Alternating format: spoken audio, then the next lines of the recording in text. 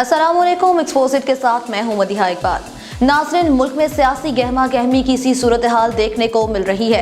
एक तरफ वज़ीर-ए-आज़म इमरान खान ने फिर वाज़ेह कर दिया था कि वो लुटेरों को एनआरओ नहीं देंगे, तो दूसरी जानिब लाहौर हाई कोर्ट ने एक बार फिर नून लीग को रिलीफ देते हुए हमजा शहबाज की जमानत मंजूर कर दी है। अब हमजा शहबाज को जमानत कैसे मिली, उनका केस क्या था, केस की समाअत के दौरान अदालत ने क्या रिमार्क्स दिए और ऐसे कौन से पॉइंट्स थे जिन पर नैब ने तसल्ली बख्श जवाब नहीं दिया और अदालत को हमजा शहबाज की दरखास्त जमानत मंजूर करना पड़ी। इस हवाले से मुकम्मल तफसील हम आपको आज के इस वीडियो में बताएंगे, तो चलिए शुरू करते हैं।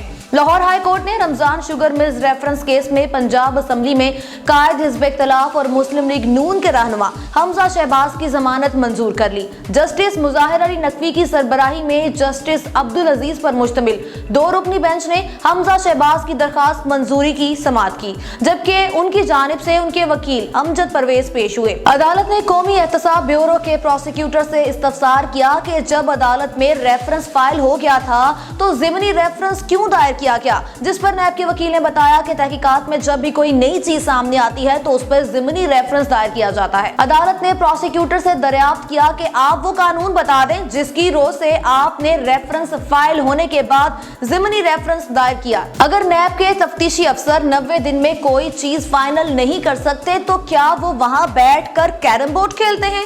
दूसरी जानिब हमजा शहबाज के वकील अमजद परवेज ने अदालत के सामने मौक़िफ़ इख्तियार किया कि हमजा शहबाज की गिरफ्तारी बदनीयती पर मबनी है। अभी तक नैब ने जो दस्तावेजाती सबूत हासिल किए उनमें कहीं भी हमजा शहबाज के खिलाफ कोई सबूत सामने नहीं आया, जिसका जवाब देते हुए नैब प्रोसिक्यूटर ने कहा कि रमजान शुगर मिल्स में 7 डायरेक्टर्स थे, जिनमें से एक हमजा शहबाज थे।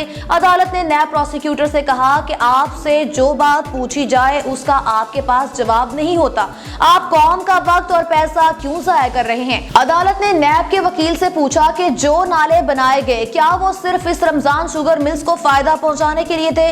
आप इख्तियारात के नाजायज इस्तेमाल करने के लिए शवाहिद लेकर आए, जिस पर नैब प्रोसिक्यूटर ने जवाब दिया कि जिस तफ्तीशी अफसर ने केस की तहकीकात की थी वो अपने इम्तिहानात की वजह से छुट्टी पर हैं।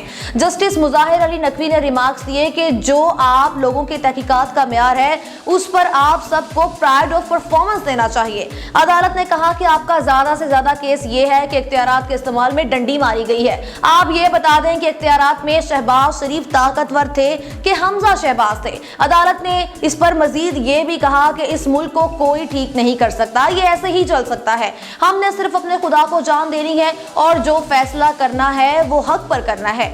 इसके बाद आपको बताएं कि अदालत ने हमजा शहबाज की दरखास्त जमानत मंजूर कर ली और आमदन से जायद असासों और मनी लॉन्ड्रिंग केस की समाअत मंगल तक मुलतवी कर दी है। अब आपको बताते हैं कि आखिर रमजान शुगर मिल केस क्या था। 18 फरवरी को कौमी एहतसाब ब्यूरो ने मुस्लिम लीग नून के सदर शहबाज शरीफ और उनके साहबजादे रुकन सूबाई असेंबली हमजा शहबाज के खिलाफ रमजान शुगर मिल्स केस में एक नया रेफरेंस उस वक्त दायर कर दिया था। उस रेफरेंस में सिर्फ दोनों मुल्जिमान को नामजद किया गया और इल्जाम उस रेफरेंस में ये लगाया गया था कि रमजान शुगर मिल्स के लिए उन्होंने गैर कानूनी तौर पर नाला तामीर करवाया। अदालत में दायर रेफरेंस में कहा गया था कि शहबाज शरीफ और हमजा शहबाज की जानिब से इस नाले की तामीर से कौमी खजाने को 21 करोड़ 30 लाख रुपए का नुकसान हुआ, लिहाजा दोनों मुल्जिमान को सजा दी जाए। लाहौर की एहतसाब अदालत ने गुज़िश्ता बरस 9 अप्रैल को रमजान शुगर मिल्स रेफरेंस में पाकिस्तान मुस्लिम लीग नून के सदर शहबाज शरीफ और उनके साहबजादे हमजा शहबाज पर फर्दे जुर्म आयद कर दी थी और हमजा शहबाज को मनी लॉन्ड्रिंग और आमदन से जायद असासों से मुतल्लिक मुकदमात में 11 जून को गिरफ्तार किया था।